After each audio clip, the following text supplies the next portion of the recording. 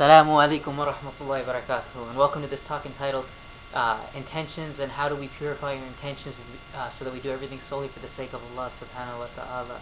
It is narrated in a hadith that if people knew the reward for praying in the front row of this prayer, or for making the adhan for prayer, that they would draw lots because of the great reward that is in it. A man knowing this hadith would always pray in the front row of the prayer. He would always be in the front row of the congregation. And then one day he came late to the prayer and he wasn't in the front row. And he started thinking to himself, what will the people think of me? And at that moment, he realized that what he was doing was not solely for the sake of Allah subhanahu wa ta'ala, but because of the status that he was given by always praying in the front row of the prayer. So, because of this, his intention was impure and not solely for the sake of Allah subhanahu wa ta'ala. Rasulullah sallallahu alaihi wasallam said, what I fear for you the most is minor shirk, and that is ar-riyah. And that Allah will say on the Day of Judgment when He is rewarding people for their actions, go to those for whom you did riyah for in the world, for you to see, to find the reward with them. Because it is the fact when someone is praying and they notice someone noticing them praying, and so they beautify their prayer. So we need to be careful that we do everything solely for the sake of Allah subhanahu wa ta'ala, and that is why we need to have an intention check, to make sure that our intentions are solely and purely for the sake of Allah subhanahu wa ta'ala.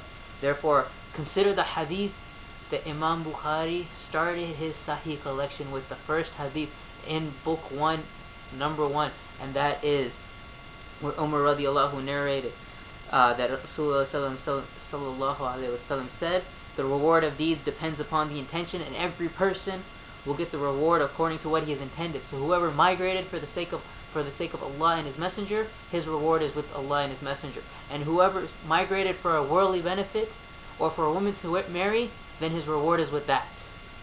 And this hadith was narrated after a man, a companion of Rasulullah sallallahu alaihi wasallam, wanted to marry a woman in Makkah, and she refused to marry him until he performed the hijrah to Medina. And so he performed the hijrah to Medina, and he was allowed to marry her, and his migration was for her sake. It was not for the sake of Allah, and so his reward was that he was allowed to marry this woman, and that was his and he was successful in doing so. So as Muslims, we should never do our good deeds for other people or for showing off. Instead, we should do them purely for the sake of Allah subhanahu wa ta'ala. I remember I read in a magazine once, and it said something along the lines of, showing off is tantamount to shirk. Why? Because we are then doing our deeds for other than the sake of Allah, because we are showing off to them. So it has been said, Rasulullah said, should I not inform you what I fear for you more than the Masih ad-Dajjal, the Antichrist, who we seek refuge from in every prayer. We seek refuge from the Antichrist, the false Messiah, in every prayer. And Rasulullah sallallahu alaihi wasallam said he feared for us more about this one thing, ar-riyah, than Masih ad-Dajjal.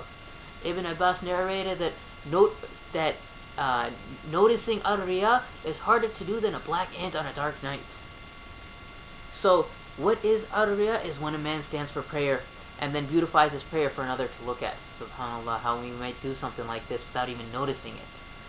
It has been said the damage caused to every servant lies in him being pleased with himself.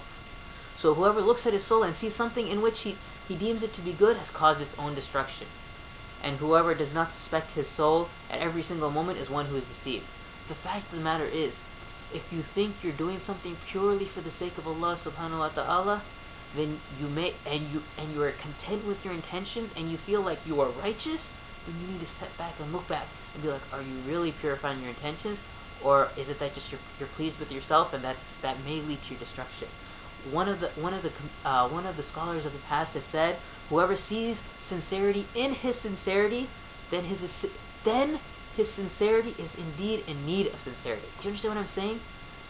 The destruction of every sincere person lies in his sincerity, and he's destroyed to the extent that he sees sincerity in himself.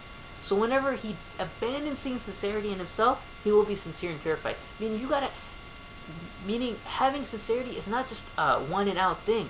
It's something that we are always constantly struggling about. We are always fighting about purifying our intentions.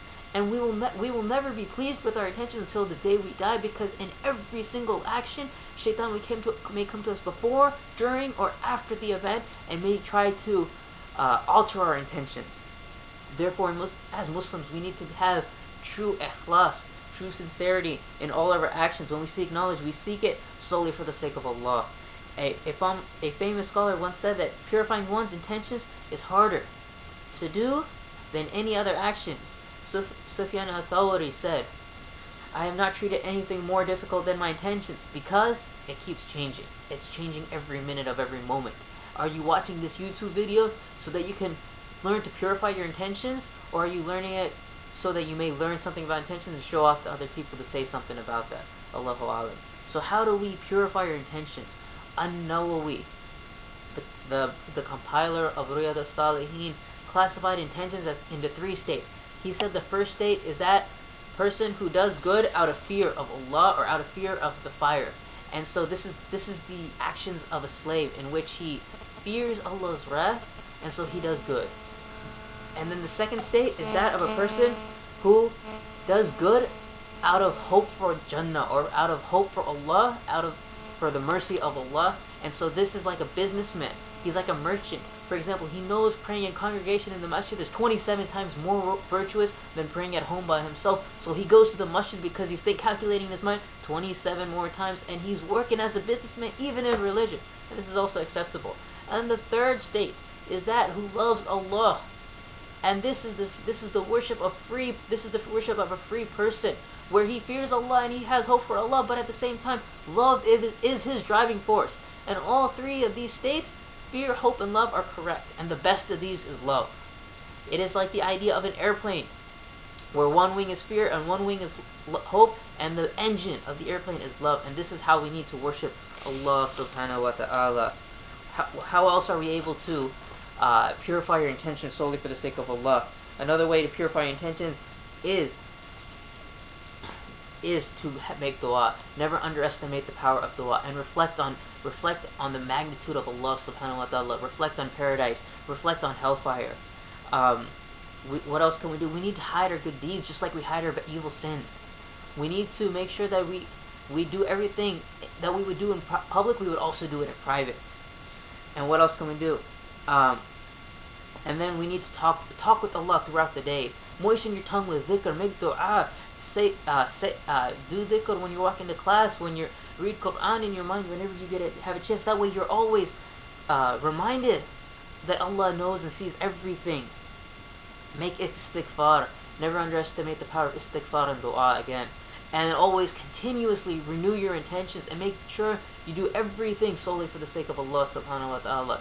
Everything that was good that came from this talk is from Allah, and whatever is wrong and incorrect is from me and the evil and rejected shaitan. I hope you enjoyed this talk. If you'd like to get in touch with me, please feel free to email me at yislam101@gmail.com. Again, it's yislam101@gmail.com. Jazakumullah khair. Wassalamu alaikum wa rahmatullah.